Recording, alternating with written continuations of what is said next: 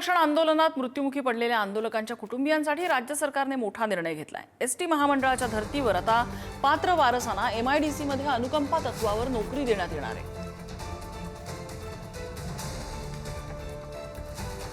मराठा आरक्षणाच्या या संपूर्ण लढ्यामध्ये मृत्युमुखी पडलेल्या तरुणांच्या कुटुंबियांना किंवा त्यांच्या वारसांना नोकरी द्यावी ही मनोज जरांगे पाटील यांची प्रमुख मागणी होती आणि त्या दृष्टीने सरकारने हे महत्त्वाचं पाऊल उचललेलं आहे।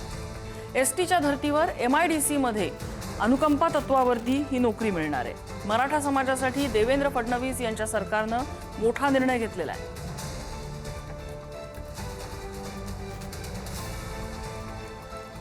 सुशांत सावंत आमचे प्रतिनिधी अपडेट देत आहेत। सुशांत, नम्रता, आपण जर बघितलं असेल तर मनोज जरांगे पाटील हे उपोषणाला बसले होते आणि त्यानंतर सरकारने त्यांना काही आश्वासनं दिली होती की आता आश्वासनाची पूर्ती होताना पाहायला मिळते। मराठा आरक्षणामध्ये ज्यावेळी आंदोलन होतं त्यावेळी मृत्यू पडलेल्या आंदोलकांच्या आता वारसांसाठी सरकारने ही मोठी घोषणा जी आहे ती केलेली आहे आणि एसटीच्या धर्तीवर आता MIDC मध्ये देखील वारसांना नोकरी मिळणार आहे।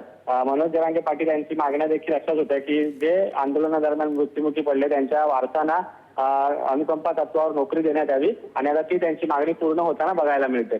नम्रता, सुशांत, धन्यवाद माहितीबद्दल।